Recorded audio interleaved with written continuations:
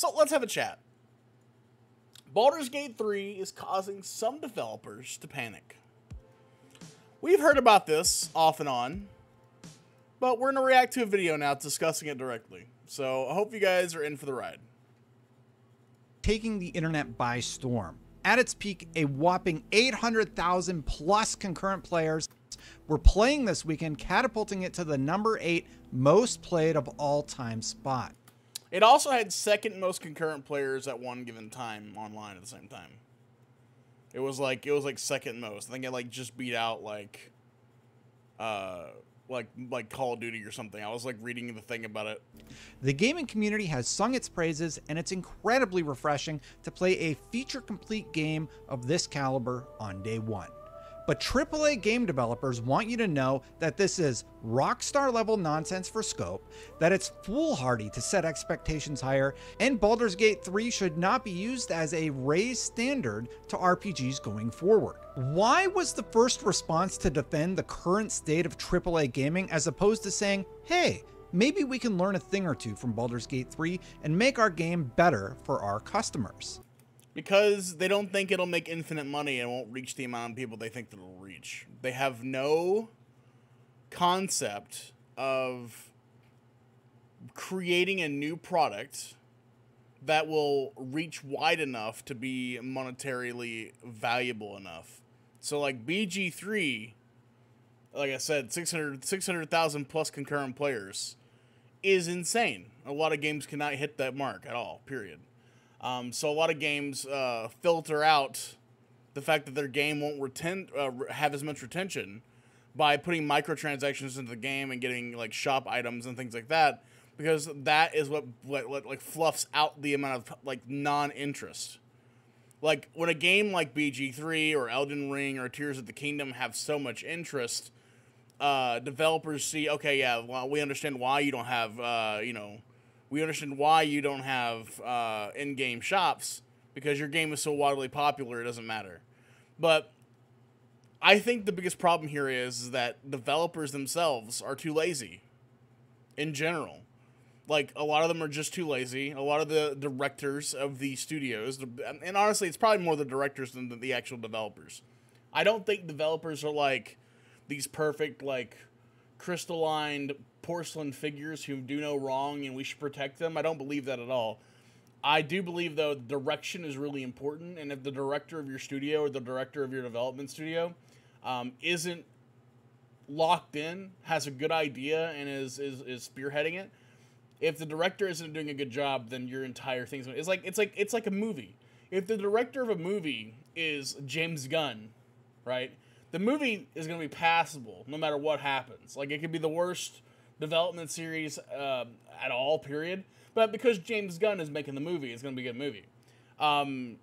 Same thing with a Final Fantasy game. If Yoshi P is going to be making a Final Fantasy movie or game, it's going to be good. It's going to be a good product because that director is good. And I can't stress how much the director having a good vision in their head is so important. And a lot of them don't. A lot of them are just really bad. And that's why games like Diablo come out half-baked with 400,000 microtransactions that you can go for skins and stuff. And they come out all fucked up and glitchy and just not put together, and the season one's not well put together. Because the director of the game they don't know what they're doing. They don't. And a lot of developers don't have that luxury. They don't have a good director. This all kicked off way back on July 8th, a lifetime ago by internet standards, I know, when a writer and BAFTA nominee, Xavier Nelson, took to Twitter to express concerns about Baldur's Gate 3, namely that fans would use Baldur's Gate 3 to apply criticism or a raised standard to RPGs going forward. If only. I don't think people will. I wish they would. I don't think they will. If we all did, games would just be better in general. If we all held games up to the standard of BG3, gaming as a whole would just be a better landscape. My rebuttal is, why shouldn't customers have raised standards? Taking it a step further, why shouldn't some AAA developers raise their own standards? Are we really going to pretend that consumers shouldn't be a little upset right now and hoping for an improvement in the industry going forward? Rockstar just announced a $50 conversion of the original Red Dead Redemption for the PlayStation 4 and Switch that has no mention of a... Remakes are awesome. Okay? Remakes are awesome. Remasters are dumb. I think remasters in a game should be really... the only way a remaster is done well is if you already have the key for the original game, or you can have a proof of purchase system where, like, oh, you own the game already? Well, here's a remaster version for free. Or here's a discounted version of the game. If you haven't gotten into it, we remastered it. Here's the remastered version. Maybe it's half off the original price. Here you go. Charging $40, $60 for a remaster of a game is stupid. Remakes are fantastic, though. And remakes solve the problem that I had before with direction. Remakes often have a direction already in place because they're ideally, you're just making the same game, but better. You're just making the same game better. Like, the two games that released this year that had the best remakes was Dead Space Remake and RE4 Remake, which were both phenomenal remakes of the original material. Phenomenal. And you know what? They're easy to hit out the park because remakes, really, all you have to do is follow the same formula of the original, put a little bit of extra things here and there, maybe, if you want to spice things up a little bit. But really, when you remake a game, people just want to see their game with better voice acting, better graphics, and some fun, modern, like, mechanics. That's it, really. If you do that, then boom, your remake's going to do well. And that's why I like remakes so much. Because remakes have the potential to be a BG3 game, as far as, like, complete package delivered to you. Because the people who are making the game already have a path. When someone's making a brand new game, like Starfield, for example, or Fallout 4, they have to make the path. They have to trend set. They have to create openings to make the game good. When you're remaking a game, you're just iterating on something that's already been done. It's less work and less direction is needed. Does that make sense? So that's why I feel like overall remakes are great when you're trying to get to that level of quality that BG3 got to. Just plain and simple. 4K update, no mention of 60 FPS, and no mention of multiplayer support. The game came out 13 years ago, and the Xbox port does everything they're offering, and then some. Also, you can just pirate this. Pirate this game. Don't pay for a remaster. You can just pirate it. Please, God. There's emulators out there that already play the game on PC. You can play this on PC right now. With probably better mods, with better graphics already. You don't need to pay $40 for this. For free with your 360 copy. Go buy a brand new copy of the Game of the Year edition on Amazon right now for $30 and you're good to go. Star Wars Jedi Survivor, when released on PC, had furious fans citing numerous problems getting the game to run frequent. It's also a massive problem when you're making games for PC ports. You should always make a game in PC first, because then you can work your way down. A lot of these games are made and tuned for consoles first, like Star Wars Jedi Survivor. This game actually is really good. They fixed all the problems, but it's still a good game. But when it released, the game was played like shit on the PC, and that shouldn't be a thing. That shouldn't be acceptable. Games, it should be illegal to release a game in that state. It shouldn't be allowed. It's like if you bought a house, but your house doesn't come with toilets. I'd be pissed if I bought a house and my house didn't have toilets. Wouldn't you? Wouldn't you be mad if you bought a brand new house and you didn't have a toilet? That would suck. That would be terrible. That's why you don't do that. It's the same thing here when they release a game and the game doesn't work right on the product they release on. It shouldn't be a thing. But people are greedy and they want to push out the product as fast as possible with other pre-order bonuses. Crashes and similar problems on the PlayStation 5 and Xbox. EA apologized and is still working to fix the... Apologies are great. I'm glad that you're apologizing. Apologies shouldn't have to happen, though. Shouldn't be releasing that state. These developers are not stupid. These businesses are not stupid. They knew what they were releasing, and then they apologized later. They just release it hoping people won't complain, and then they apologize after. Better to ask for forgiveness than ask for permission. issues. Destiny 2 just released a State of the Game blog saying, amongst other things, that they don't have the resources to release new ritual armor. And Destiny, World of Warcraft, Diablo, all these games are trash when it comes to microtransactions because they put all the resources into the microtransactions and not to actually player experiences. Remastered games can be good if they aren't advertised and sold as AAA games. If they want to sell day one at $60, then customers should demand a sell timeline that the business adheres to. I don't know. I don't agree. I mean, I don't think that remastered games should ever be more than $20. Ever. Remastered games are, in my opinion, is the developers going back behind what they did and fixing the problems that they already had. That should be free. And you know what? When it comes to like player developer retention and like your reputation between those two parties, doing free remasters is like good PR. People will just like you more and want to buy your products more. It's a long-term mentality versus a short-term mentality. And a lot of these devs and a lot of these businesses have short-term mentalities. And that's the biggest problem with them. They don't have the long-term brain. And it pisses me off. Every season. But that same studio manages to create new armor sets in the shop for up to $20 a pop without fail every season. Diablo 4 unabashedly has several character skins priced at $20. Good PR, I mean, like, good PR is a thing. It's just that companies don't prioritize their image anymore. They prioritize money, right? Like, they don't prioritize, you know how easy it would be for a company like Blizzard to make buttloads of money and get tons of, praise? If every one of their skins cost $5 and the Battle Pass was like $2. Because they can afford to do that. More people will pay, having something cost a lot doesn't mean you're going to make a lot of money. If people see that, and people, if you have, 1,000 people paying $5 for something versus 100 people paying $50 for it, there's a huge difference. It's just a massive thing. Everyone's playing your game. Retention in your product is far more important than short-term money gains. People play Diablo way more if the Battle Pass is cheap. If the skins are cheap. Because no one else in the business is doing that. No one else is selling their shit for so cheap. No one is. If you sell it cheap, people are gonna like you. They're gonna think that you care about them and their money. It doesn't matter if you actually do give a shit. I'm not saying Diablo has to actually care. Okay, they don't actually have to care. You need the illusion of giving a fuck. That's all you need to make a successful business. You need the illusion that you give a shit. And then once you have that, you got the players. They will stay with you. You just have to fake it till you make it. But if you keep proving that you're a piece of shit, I mean, we're looking at the screen right now. Look at this. $10 for 1,000 credits. You know what that gets you?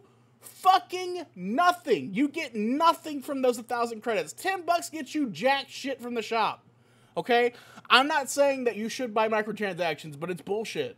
This entire thing is bullshit. It's crazy. Each, and just released their first season that had a patch that was so poorly thought out that the developers had to have an emergency live stream to a...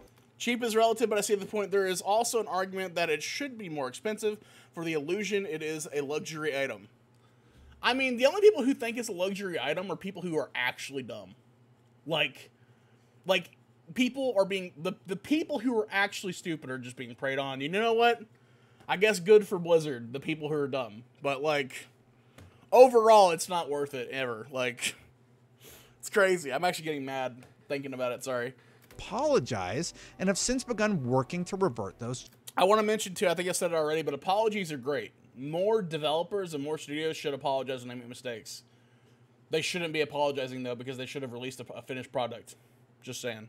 Changes. We don't plan on doing a patch like this ever again. Okay, you need a more comparable RPG example of why fans are heralding Baldur's Gate 3. Panda, are you talking about Proxy, or are you talking about me? Is a breath of fresh air? Look no further than Mass Effect Andromeda, which was widely panned. Sorry, my face is tired from dealing with everything. Or Cyberpunk 2077 that made promises about last-gen game consoles that it couldn't keep. Yeah, the Cyberpunk shit too, by the way, he's bringing up a lot of the big bangers of like, man, they fucked up. Man, they fucked up so bad. Cyberpunk's a big problem too. It's like, man, this should be illegal. I have to put it out there. Releasing an unfinished product should be illegal. It should not be something that is allowed, because if this was back in the 90s, it wouldn't be allowed.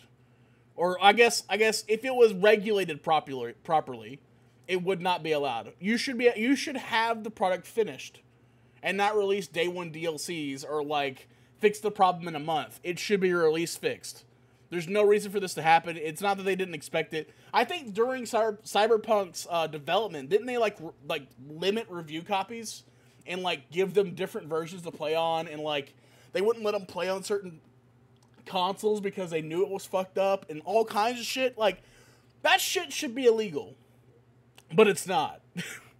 It took CDPR almost a year to get that all sorted out. I'll make this as clear as possible to contextualize how fans are feeling.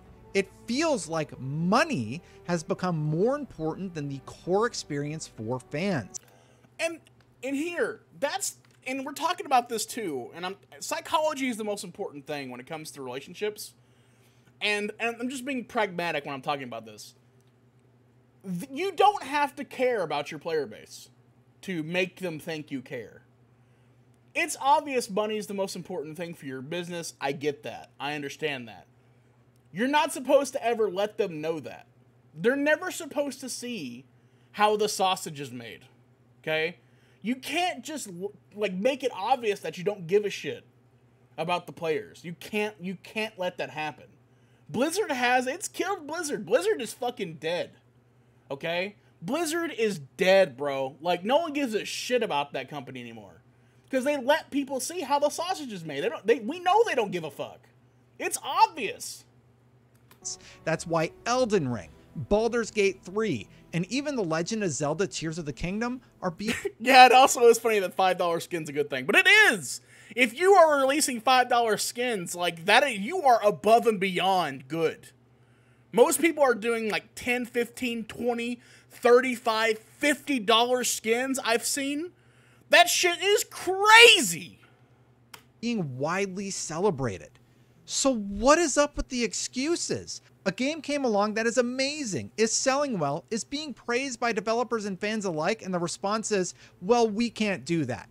Well, sweet. If that doesn't get me hyped for Mass Effect 4, I don't know what will. Also, yeah, he's completely correct. If you're saying you can't live up to the BG3 standard, which, I mean, like, truthfully, BG3 is way, way high. Way high. Totally get that. I totally understand that. But if you can't come to even a fraction of the polish and completeness that game is, you shouldn't be releasing games. Okay? If Larian Studios only had one possible ending and one variation, the game would still be a fantastic game. You know why? Because the fucking actual systems, the fucking gameplay itself, the loot, the lore, all that shit is so good that the roleplay RP part of it, the D&D part of it, is just an extra layer of cream. Okay? That is not the only thing that makes that game good. If it was just RP and just story, I'm telling you right now, I wouldn't have played it like 100+ hours already. I wouldn't have. The game is just fun. That's the most important part of your game. Xavier's tweet was well-intentioned, and he went on to add a lot of important context, but I think it misses the perspective of the consumer. We don't know anything about game design or how hard it is. We just know that Destiny is deleting hundreds of dollars worth of expansions when they feel like it, that Diablo is constantly reminding us to buy skins in their store, and most PC ports have been abysmal lately. Remember, that tweet was made... I don't understand the BG3 argument, I guess. From what I've seen so far, it isn't groundbreaking. Isn't even some astronomical, like, fully customizable D&D campaign. It's not. The argument between BG3 is that it's a game with 174,000 cutscenes, 222 endings, 7 or 8 different variations of people, and then, like, they have a complete gameplay system, gameplay loop that is complete. There's no brokenness to it. It's complete. There is a complete gear system with loot and different things that make your character have fun. There are so many things that you can do that is in a complete state. That's the key, complete. Most games don't release complete these days. They release half-baked and then they try to fix it with DLC, which is the point people have been making and then what developers have been getting pissed about because developers think that that's fucking impossible for some reason. Developers think that releasing a complete fucking experience to you is an impossible thing. That's what they think. They literally think that. Nearly a month before Baldur's Gate 3 blew up, and it was still contentious with fans. It's just a full, complete game that is well made, and they want you to enjoy the full product without payment barriers. Yeah. I mean, there's no, like, this is one of the first games I've played in a long time where it released. I'm playing it, and there's not 15 things yelling at me to buy the shop. Really. I don't know if people know this. When Diablo first released, the first thing that happened when you got on the game was a shop pop-up. That's the first thing that happened in Diablo 3 or Diablo 4. A shop pop-up. Speaking up about their frustrations and developers chiming in to say what felt like game development is hard, you don't get it, be quiet. Baldur's Gate 3 is a game from a large, passionate studio that refuses to add microtransactions, gave players early access so they could address any problems that arose before launch, and is taking Steam charts by storm. So why should fans not use that as a gold standard of how to do it right? And why would a AAA studio not look at it and say, hey, maybe cramming microtransactions into our game isn't a good look? I have started a new game of Baldur's Gate 3 15 times. And every experience I've had has had something brand new happen. Okay? Something brand new. I have not made it out of the first area, guys. I am still sitting in the wilderness trying to save a druid cove from goblins. Okay? I've 100 hours of that. And it is still fun. I have not even gotten to a fraction of the end of the game. I haven't been to the Underdark. I haven't been to the Underdark. That's a whole other cave layer underneath the first area.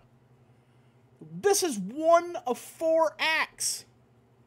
Hello? Like... When Mass Effect 4 comes out, I don't want to see a $20 Liara skin, and I hope that its performance is tested across all platforms before release. Am I in the wrong for not wanting microtransactions and a stable video game at launch?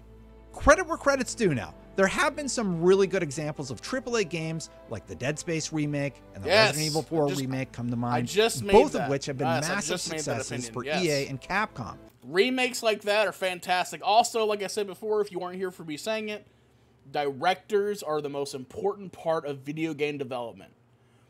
Remakes remove direction, or at least they assist in direction quite a bit because the path has been laid out already. That's why remakes are so good. They fill me with excitement because I know that the groundwork is already there for them to iterate on. When people are making brand new games, a lot of people have no direction and don't know what they're doing. And that's why we get so many shit titles. Dead Space and RE4 are the gold standard of remakes. They're so fucking good. Vampire Survivors came along and took the internet by storm last year. Do I need to bring up Elden Ring again? But that tweet blew up in the development sphere, and frankly, the pushback is just ridiculous. Developers should be looking at what Baldur's Gate 3 did and trying to replicate where they can, not jumping up to defend games that are cramming in practices that fans are getting fed up with. And make no mistake about it, these decisions impact game design. Many games are utilizing battle passes and player engagement as a metric of success. For a player, that means more grindy missions. That means more reminders to stop in the shop. It means... I don't mind battle passes. It's not the battle pass that's the problem, it's the price. Battle passes should not be $20. Battle passes should be $5. The battle pass for Dead by Daylight is $5. It's $5. To support a company that you like. I don't mind paying $5 every 3 months to a company that I like. That's great. $5 every 3 months for them to put out good stuff. battle passes should be free. Look at Deep Rock. I don't mind. Like, I don't mind either. Okay, I don't. However a company wants to do it. But if you're actively supporting and making a game like Diablo 4, and you're developing new content, I don't. So let me just put it like this. I've said this 1,000 times on stream, but listen to me. Dead by Daylight, when you buy a battle pass in Dead by Daylight, it doesn't go away. You can complete it after it's ended. Okay? There is no fear of missing out. You can continue to do it afterwards. Okay? Same thing with all the other tomes and lost codexes that they give to you. They'll give you a tome or whatever. You can do that later. You don't have to do it all at once. Okay?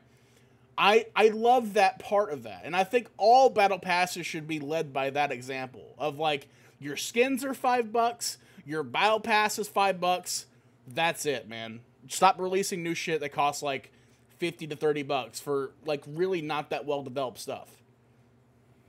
Means a boring grind because keeping players engaged is a key metric.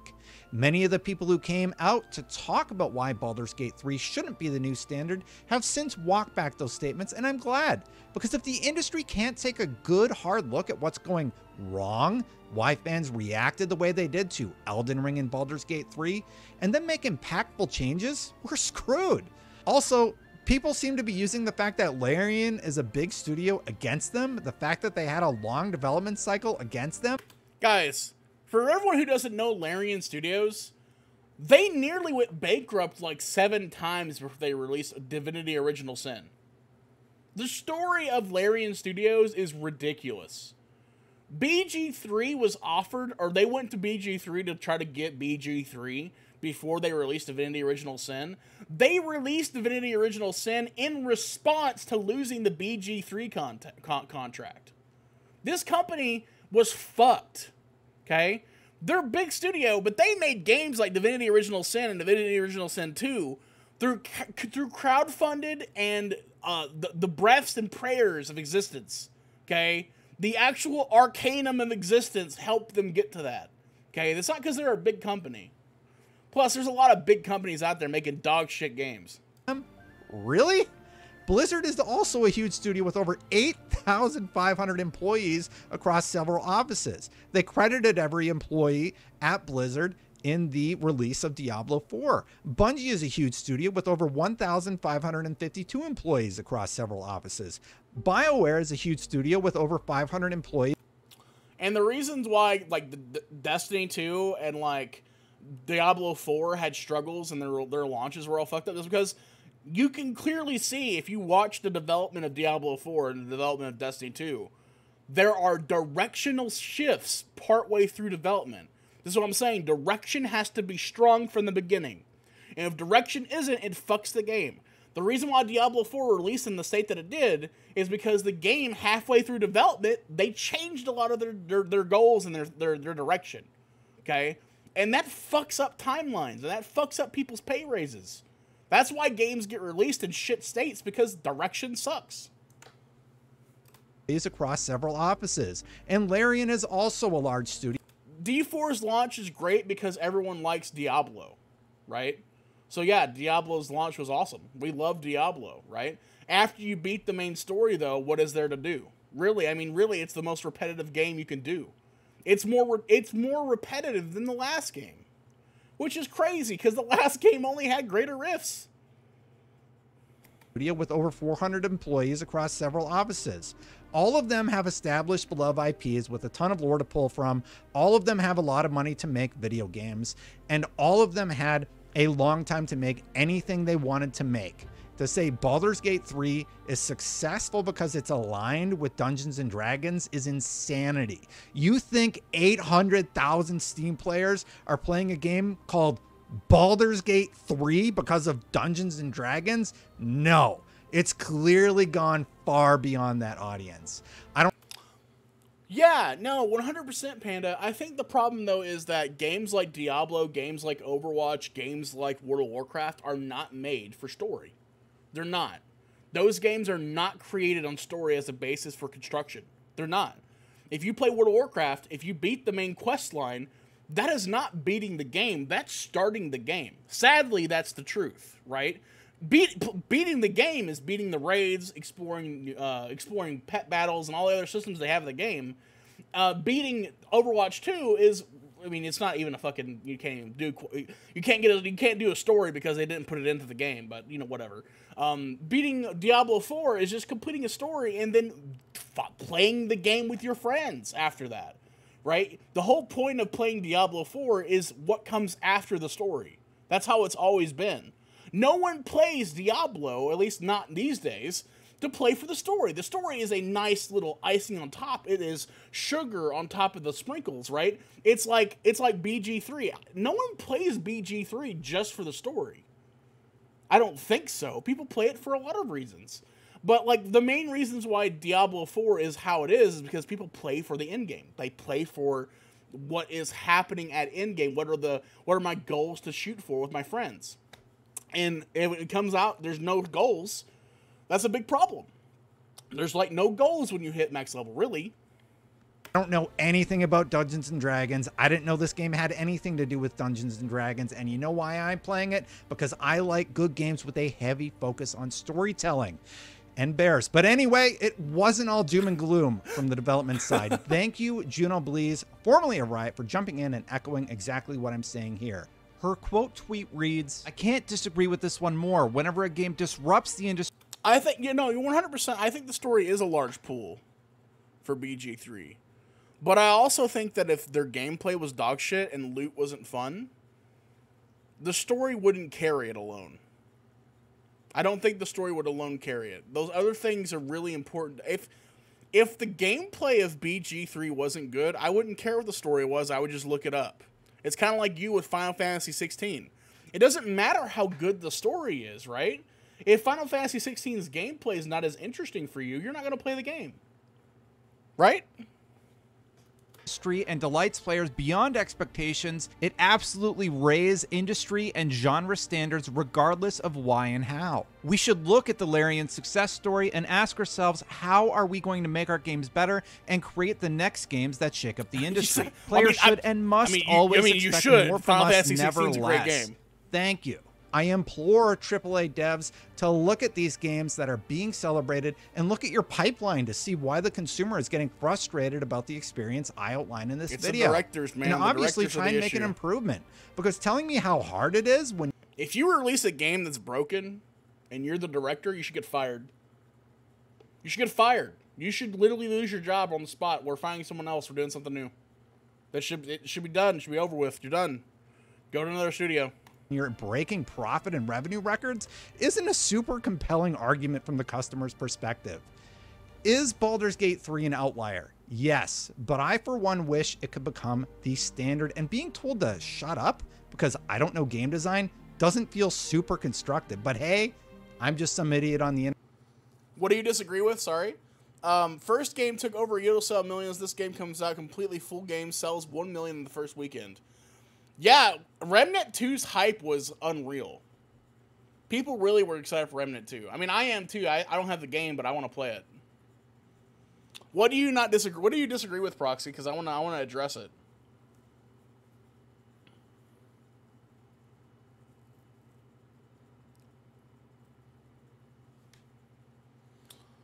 You know, all it really does is complete a game with microtransactions. If you're making a broken game, then you should have a supervisor or director looking at your work.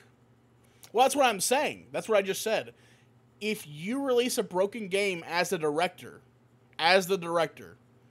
you should be fired and replaced with a new director. Obviously, the direction was fucked up. They need a new one, is what I'm saying. Yeah. Like... Think about it, right? Overwatch 2, I'm a Blizzard fanboy. Let's just go back to Overwatch 2. Overwatch 2 had the scope of bringing out PvE with really fun and intricate systems. Do you know what killed Overwatch 2? Jeff Kaplan, the director of Overwatch 2, left. The game died.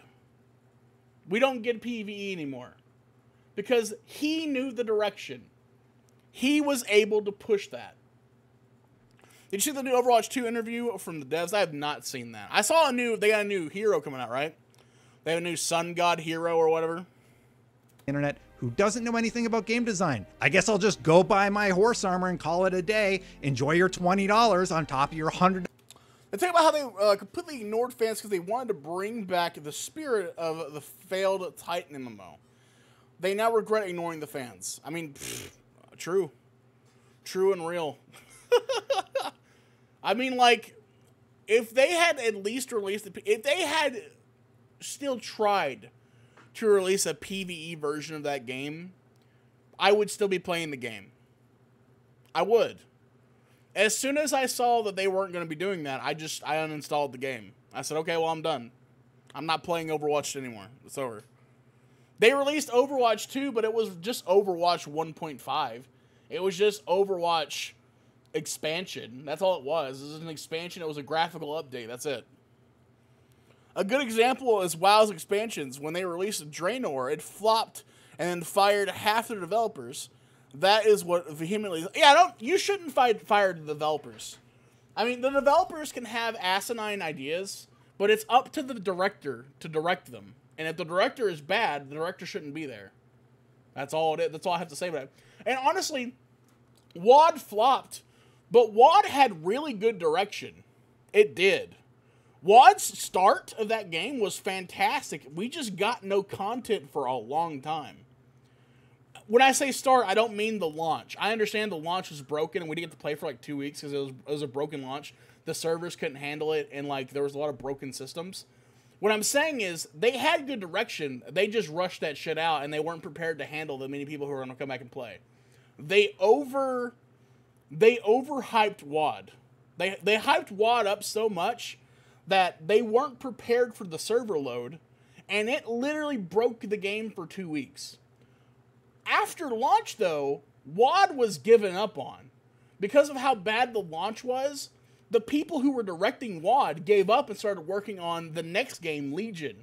Which, thank God, Legion was great, but they still, like, they gave up on WoD almost immediately. Which is why WoD is such a bad expansion. They gave up on it. They didn't progress it. They didn't try to fix the issues. They just gave up on it straight up. That's bad.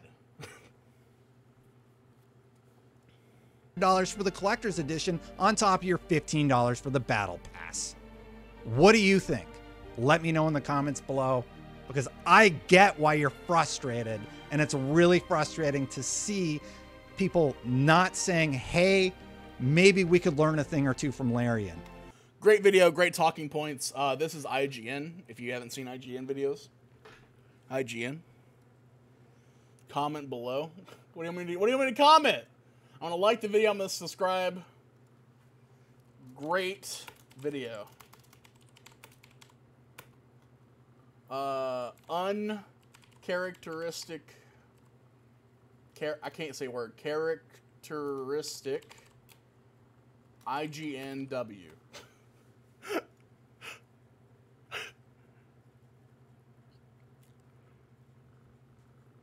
Great video, uncharacteristic IGNW. Yo, I'm just saying, IGN often has really bad takes.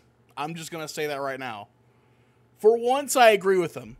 I usually disagree with IGN, but to some extent, I agree with this point. Yeah, exactly. Like, it's exactly how I feel, Proxy. This is an uncharacteristic win for IGN. It was great. Great takes all around. Oh, God, I'm so heated about this discussion that I am fucking shaking. We'll be right back, guys.